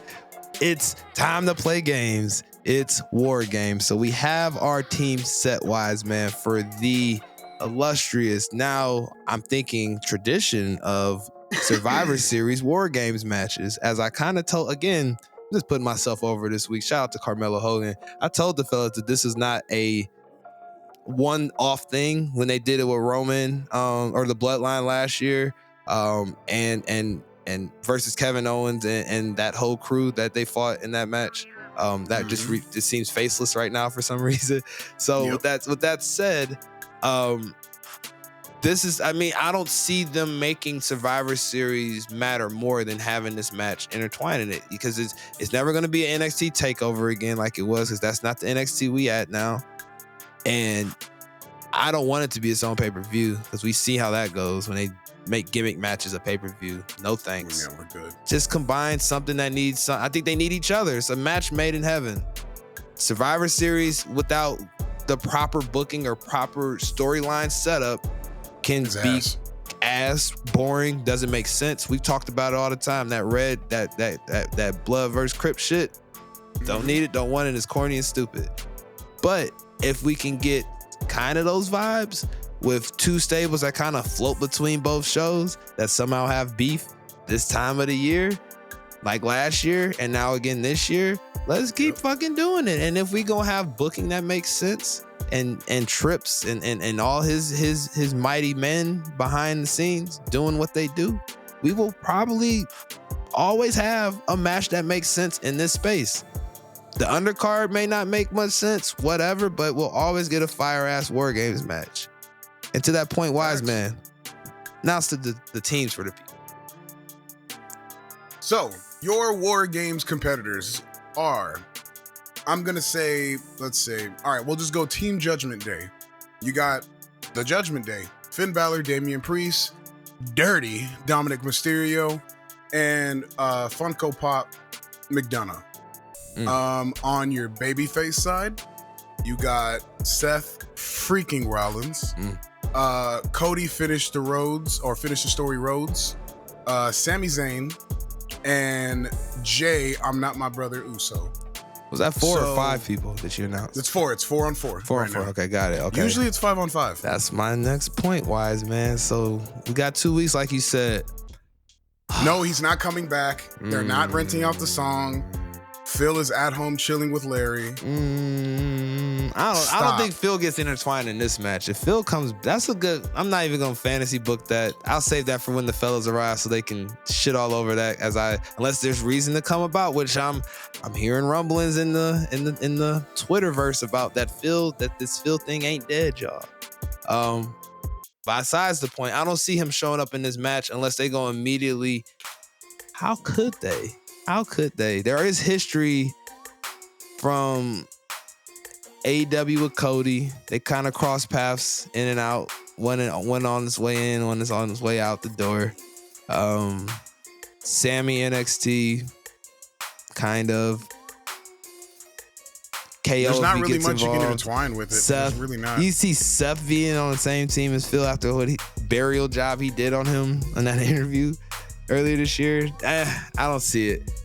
Realistic options for those fifth spots. Randy? Ooh, they keep saying he's ready. Randy on the face team? Yeah, with Cody? Yeah, absolutely. That's the story right there. Okay. That is you don't need nothing else. I'm here for we that, need a fifth? Wiseman. I know a guy that's good now. All right. Fucking, I hear voices in my... Yeah. They come to me, they come to me, they talk to me. Yeah. Got your rules and your religion. Yeah, yeah. That would be it. I don't know Good who butt rock the there. Shout out to our sacrifices this evening, folks. We'll have a moment of silence for all of our sacrifices here. So much sacrifice that two of our illustrious fellas aren't here. So my sacrifice. Continuing on. Who will be the fifth man on the Judgment Day side? Let's think about. Ooh, I got an idea. What's your idea? What's your idea?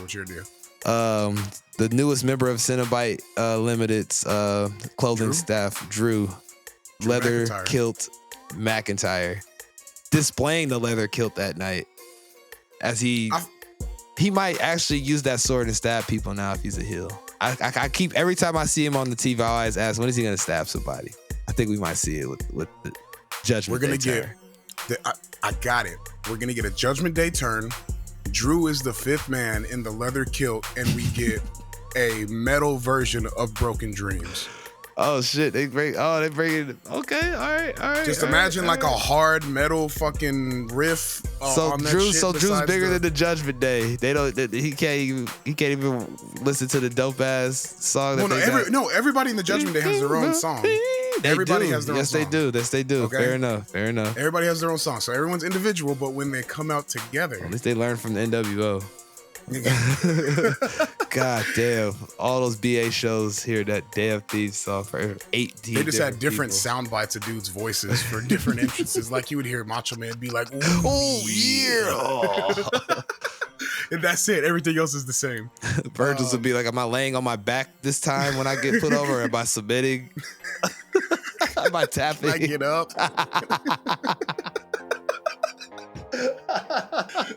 Take these cuffs off of me.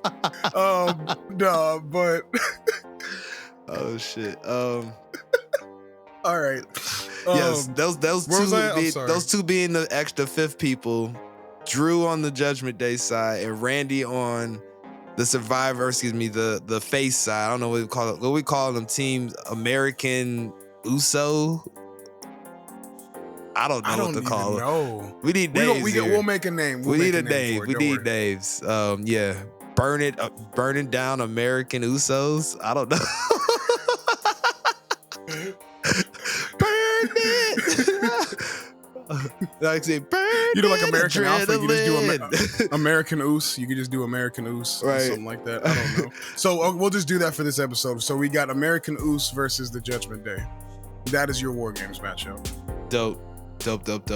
I can't wait to see how they build this up as the weeks go along. But yo, it's E-Ray, the quasi bad guy, the Diet Coke of evil, the side god of pod, and I'm here to tell y'all, come check out my show, Binge Flicks and Chill. You never know what you're gonna get, but we always talking some good shit when it comes to television and the latest movies. So we want to bring y'all in. We want to make sure you have a good time. You learn something, you laugh, you cry, you might stab a nigga or two. I don't know what you're gonna get, but that shit's popping. So come check out Binge Flicks and Chill. And it's me, E-Ray, and I'm out. As we leave the main roster, we go to the land where on this show we say the best damn wrestling on TV. That's right, Mr. Graps. Tuesday night in XT. So we open up. Boy. Man, we open up with a big announcement. WWE has now the rights to show NXT on the CW, folks. The CW. Fuck Billy Corgan, fuck NWA, fuck Tyrus, fuck EC3, and fuck NWA as a staff record label and as a motherfucking crew. And if you down with Tyrus as an NWA world champion, then fuck you too. Wow. Sean Knight, folks. Yeah, he ain't gonna be in your videos dancing. He might just fucking strangle you. He might just straight up just $1 million dream your ass right there. And let's just, man, wow, what a promo there. Yeah. With that said, CW and NWA being on this same channel, what is that about? Is it because it's developmental and NWA's kind of looked at in that light, or CW's just passing out bags because they said fuck you, Stephen Amell? Like, help me understand. I need my business minded Dub here. I was just about to say, so give me all the business shit around us. We'll talk about it next week when he returns, unless you got some info for me. Yeah, absolutely. Dub updated me, of course. Okay, good. So the CW is essentially rebranding away from all their Arrowhead content, their like live shows and shit, their dramas and Smallville and all that stuff. Gotcha. As you Riverdale, can see, all that shit. I don't have the list, but he sent me. They have NWA now. They have NCAA football. Oh yeah, Live Golf, the overseas golf company. Yeah, they have some type of martial arts. I can't remember. And they're getting live sports out the ass. And now they just added 2 wrestling promotions. That's big. And because the other thing that is big on that one, no show on the CW gets over 500,000 viewers. Facts. NXT just pulled in 800K. And that's why they brought him on. They were like, well, shit, we want more eyes on our crappy channel. Thank you. Yep. That was the perfect time to pull that trigger. Man, Tony Khan love giving away money, man. Jesus Christ, Tony Khan. Get yourself together. Speaking of Tony Khan, I guess in honor of E-Ray's AEW Quick Hits segment, I saw Jay White wrestling Mark Briscoe. Whoever thought that would have happened, as me and the wise man discussed. That happened this evening. Piece of cardboard was in the ring. Yeah. Quick hits. Cardblade. Shout out to Cardblade. But I mean, if we're being, I mean, we could do an AEW quick hits real quick. Oh, well, here we got Mr. Excalibur of this show, Sean. Give us the quick hits, because I'm not giving. So, starting out the show, you got AEW World Championship Daniel Garcia and Maxwell Jacob Friedman go in a 5 to 10 minute crap bout where your AEW World Champion Maxwell Jacob Friedman retained the title. Next, you get Darby Allin Sting versus the Outrunners. Darby Allin Sting, of course, win by some Scorpion Deathlock. Really doesn't matter. Excalibur cares about the graps, brother. He has my all favorite of the night. Down. Exactly. My favorite of the night, you get Zero Miedo, Penta El Zero versus Shane Swerve Strickland. Banger, great. If you don't like graps, this is not the match for you. I like Swerve. Swerve is great. Swerve wins by pinfall. So good. Shout out to Swerve. What do we got next? Let's see. Oh, hey, you haven't seen this guy in a while. We got Limitless Keith Lee versus Samoa Joe, Ring of Honor World Television Championship. Oh yeah, they did look at each other on Collision. They looked at each other on Collision. I forgot about that. Samoa Joe wins by referee stoppage with the Coquina clutch, so he choked Keith Lee out, making him look stronger. Other than that, you got the ass boys, Austin and Colton Gunn versus the Bollywood Boys. And if you know about the Bollywood Boys, these guys are entertaining. You ever seen the Bollywood Boys? I thought this was a Jeff Jarrett production. I thought of Sanjay Singh when you said that, and I was like, if I'm not mistaken, the Bollywood Boys were on WWE for a minute. They probably were. They were entertaining. But no, Ass Boys win with a 310 to Yuma, their special move. If you don't like it, hey, it's, whatever. It's Many men. That's all I know about them. Then you get some of the worst women's division wrestling in sports entertainment / professional wrestling. Julia Hart versus Red Velvet. I don't know what either of these women wrestle like. Julia Hart wins. I don't care. Next match, we get the Switchblade Jay White versus old Mark Briscoe. I literally called how this match was going to end when it started on air with BA. So pretty predictable match. I knew Jay White's going to win. Who really thought fucking Mark Briscoe was going to beat Jay White for a title shot? I know as hell I didn't. I hope you didn't. Other than that, that's your AEW quick hits for the night. That's pretty much it. Jay White is the #1 contender to fight MJF at Full Gear. With his belt around Swerve, his waist. Yep, Stupid. Swerve Strickland is going to fight old Hangman. Oh, Hangman gave Swerve a deadeye through a table. That was pretty cool. That's because Swerve like broke in his house or something like that, crazy or some shit. Yeah, he broke in his house and ate his food and like Hilarious. fucked his wife and all this stuff. Man. It was wild. My You should have hero. watched it. He said, bro, you should have watched it, bro. No, I Right? should though. Absolutely not. I made the good decision. Yeah, but other than that, that was the card. And then you also got Hikaru Shida and Tony Storm doing an interview with Tony Schiavone in black and white. Pretty cool. That's your AEW quick hits, folks. Graps. Moving on. Opening up NXT. Halloween Havoc Part 2 is what this week was, correct? Or was that last that week? was last This is the week. fallout from Part 2. Yeah, BA wasn't here. I was busy going crazy on my Columbine manifesto, they called it, which was the notes for the podcast for the weekend at the time. But I digress. Yes. I don't. No, I'm just... We have a Heritage Cup match to open up the card. We have Sean's favorite stable, the Metaphor, aka Noam Dar himself, wrestling. Who was he wrestling again? Was it Akira? Bro. Can't They remember. are wrestling Akira Tozawa. That's what I thought. So yes, Akira Tozawa. Thank you. That's why I was slow walking that in. It's there. all, bro, don't worry about. I got That's you. why I Bro. was like, because they be on every show. They be on Raw, NXT. Now I can't remember. Like I was like, I saw Akira Tozawa Putting get everybody over, brother. destroyed. Yeah, exactly. In the Shadow Realm by Shinsuke Vegeta Mura. But yeah, they had a pretty interesting match. Noam Dar does win this match, of course, because Akira Tozawa. And he stole the Heritage Cup. That's why this match happened. Akira Tozawa was pulling all sorts of shenanigans on both shows. NXT, he stole the Heritage Cup. Noam Dar don't play that. That is his life force, it seems. That's his baby. Yeah, That's his baby. It's beyond a baby. I think it's like it's like Undertaker earned powers at this point. It's kind of how I look at it. Right. So, yeah.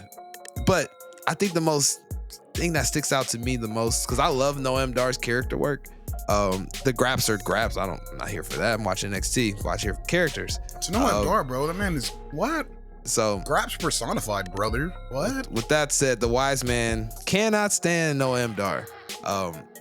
We all love this man on this show. And I did not think that, and it's a strong hatred, like almost as strong as the hate for NWA and Tyrus. Not as spicy, but it's there. But I digress. Sean, tell these people why you can't stand this shit, please. Why I can't stand Noam Dar? Yeah. I just look, cool character. Metaphor is cool. I don't know. Just like one of those people personally that like I just want to punch in the face. Oh, he's working you, brother. That's okay. It works. Yeah. Exactly. Jimmy's working me That- too on SmackDown. Pause. I get it. That's how I feel. Noam Dar to me is Jimmy Uso, like to you. That's Got how I it. feel. Just want to punch him in the face. That's Nothing deeper. Testament to It's the not Ricochet hate. It's not Ricochet hate. Well, he didn't touch your family, so that's Nah, different. he didn't touch my Well, I hope family, fuck Ricochet my ain't touched wife, my or anything family. like that. Well, I hope he Nothing didn't like do that. I hope he didn't either. Then I'm you going to gotta be shot. Orlando. And then I gotta go say what's up to Samantha. Sorry. To be on some DDP stuff from when he was in WWE with the Undertaker's wife. Anyways, That's I fine. I'll digress. buy the couch, bro. You good? But anyway, yes, that is why I don't like Noam Dar. Fair enough. Just Fair want point. to punch him in the face. But That's fair. The character work. That just testament to what I said Exactly. earlier. He's so good at being that shit heel to that point of Sean that's my most favorite part about him. But he wins, he handles his business, gets the cup back, his baby. And he's good. So moving on further through the NXT Fallout card. A lot of Iron Survivor matches this season. We're building that stuff up, which makes sense. yeah. Last year, we made fun of this match quite heavily. It sounded like something from a game show on Nickelodeon. Was what we kind of felt like when Shawn Michaels created this last year. But now, it's after seeing the match last year, kind of under better understanding of it. Kind of excited for it. It was a pretty wild match. How they had everything happening with people having to sit out after they got pinned and shit like that, be able to come back in the ring. more of a tally up point versus like a who's the last man standing type of deal. So we've had on the women's side of the table, was it Miss Lola Vice wrestling, or she came out there to let people know she can do whatever she wants type of shit? Lola Vice won the breakout tournament Last week. Yeah. Yes. The first match for your 2023 Women's Iron Survivor are your daddy's little girl, Tiffany Stratton, and Fallon Henley. Oh, the chick at the bar. Got it. Did you watch this? Did you watch this match? Let me start there. Did you watch this match? Tubi, my friend. Tubi. Got you. Not much. It's a Tiffany Stratton match. You know what you're gonna get.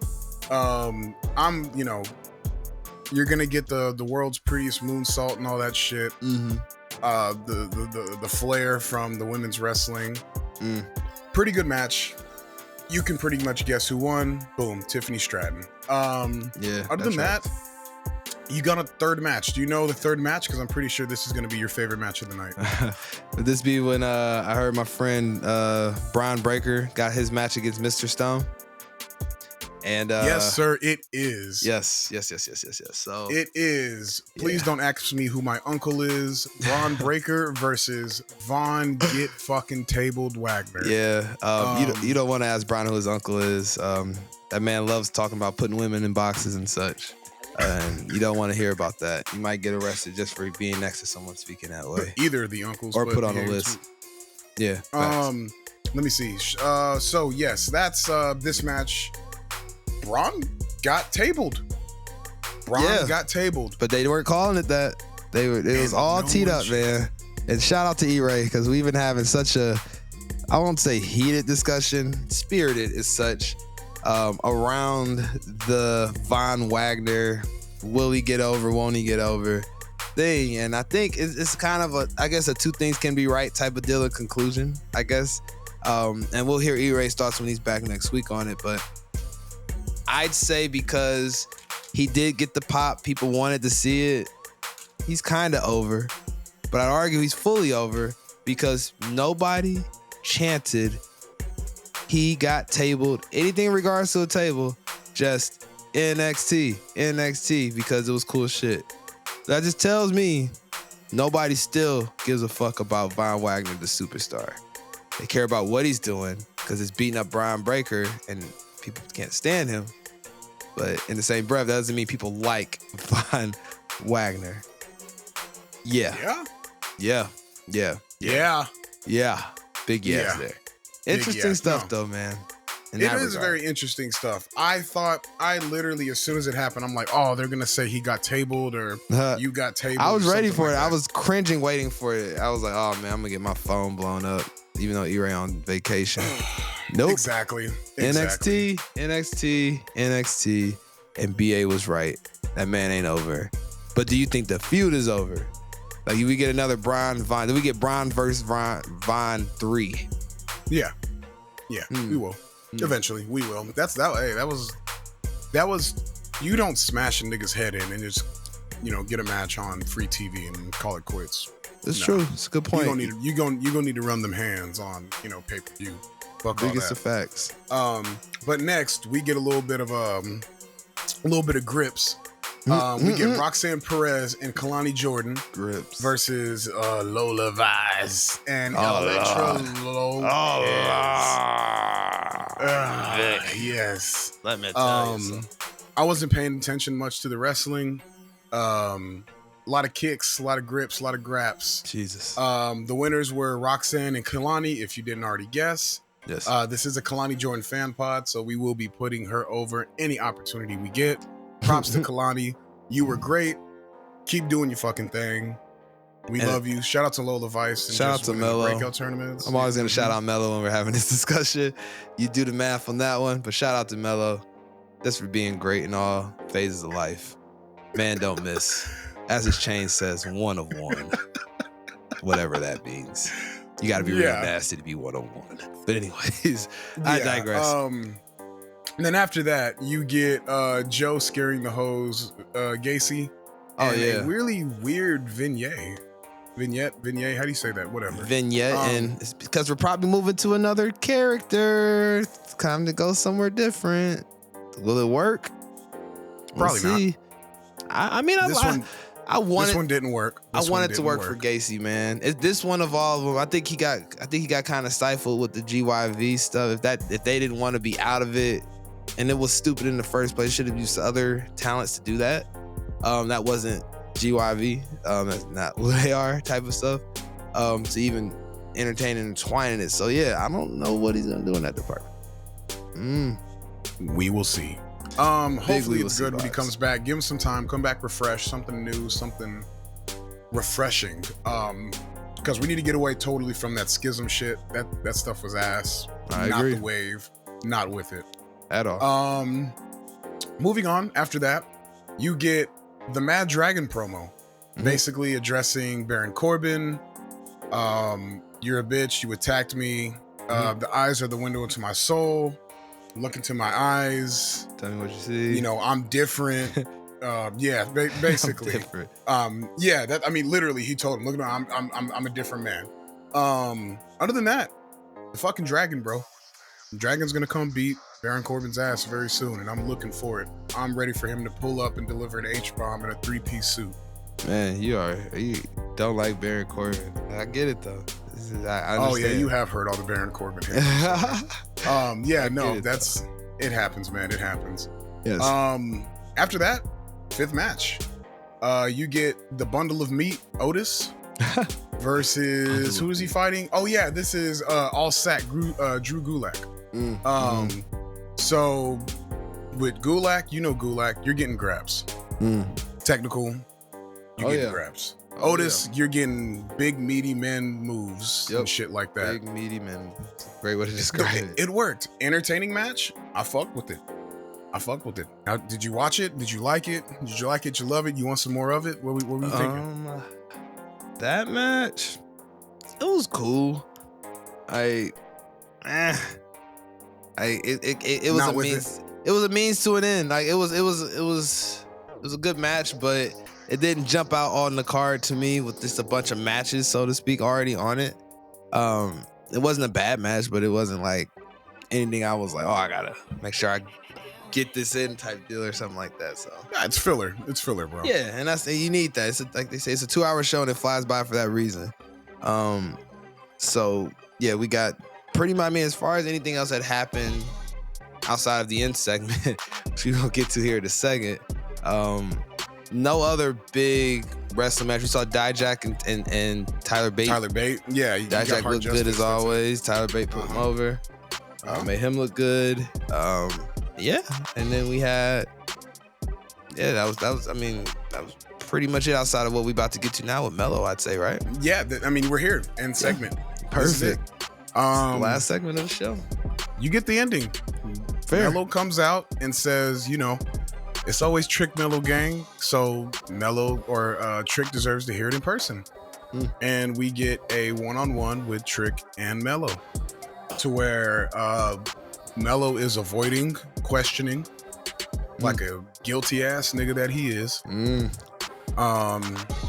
Yeah, it was getting heartfelt, it was getting deep, but then someone interrupted for some reason.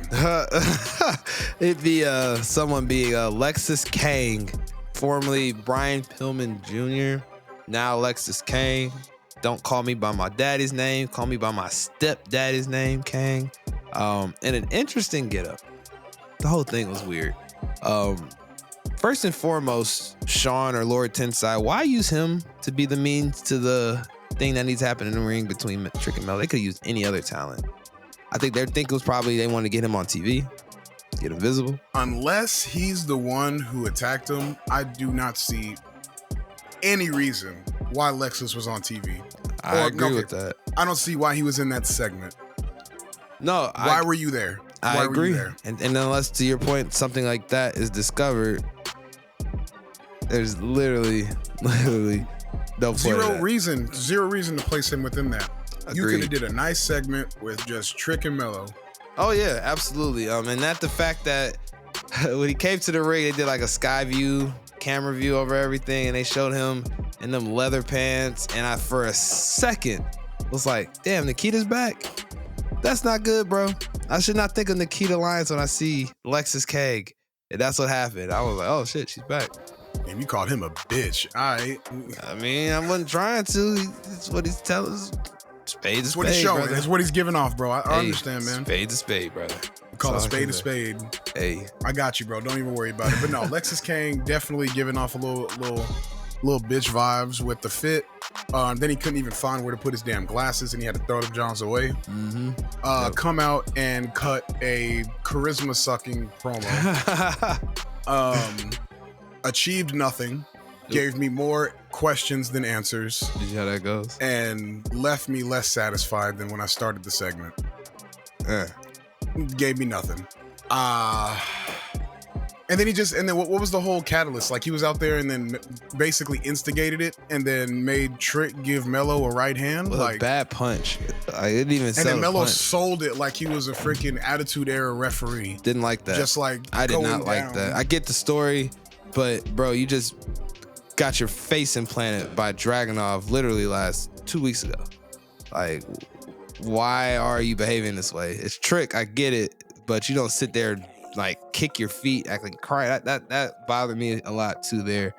But to your point about the Alexis King intertwined, it was just funny as fuck to me. I'm just like, yo, what are they doing? Do they want us to hate this dude? But I'm like, yeah, they do want us to hate this dude. And the more he leans into the acting gimmick he is creating, the more you are gonna want to fight him. And so it's gonna be interesting. It's gonna be interesting.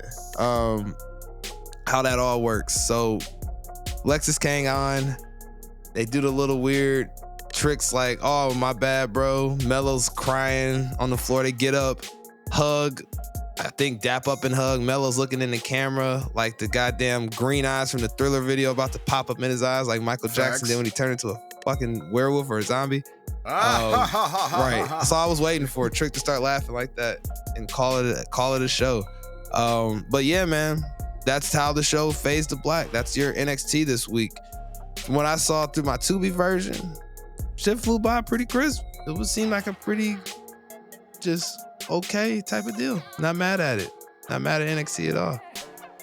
I wasn't there to talk about the fallout from part 2 of Halloween Havoc last week, but I digress. I'm sure y'all did a great job there. And with that being said, we've just done a good job bringing y'all the graps, all the social media, sports entertainment stuff through social media. Not really. I don't know why I even said that. Probably because I'm about to get into talking about our handles. BADVIC can be found individually nowhere, ever, never will be. Too hot in these streets. Never will be back outside in those. But I'll always be here representing for this brand at Let Me Book Pod, everything and everywhere. That is on Instagram. That is on Facebook. That is on Twitter, aka X videos. For some reason, Elon, you mad perverted man. On top of that, letmebookpod.com, the home of everything Let Me Book the Territory. Focused. That's where you will see all of our episodes being released, all of our content, our IG feed right there, all of our cool posts. Also, our shop where we are going to be adding winter merch here soon, fellas. We're going to be adding that soon. It is now officially cold season, most places. Get your hoodies. They will be in there soon. BA will make sure that it happens for you. BADBIC, your money man got you. And outside of that, you already know every other Wednesday BA show. The Wise Man and I breaking down all the graps of old, sports entertainment of old, funny stuff, nonsense, doing watch-alongs on certain matches. Come check that out if y'all like your nostalgia kick on top of your current content kick here. Outside of that, Wise Man, where can these people find you, my friend? This is going to be a lot longer than usual because I'm a lot more places the past few weeks. Every week for the past few weeks, you can find me on Fridays on Let Me Book the Territory. Every other week in the DeLorean on the BA show. Next Monday, you can find me on Embrace the Turn Up with A-Dub going over some comparisons, I'll just say.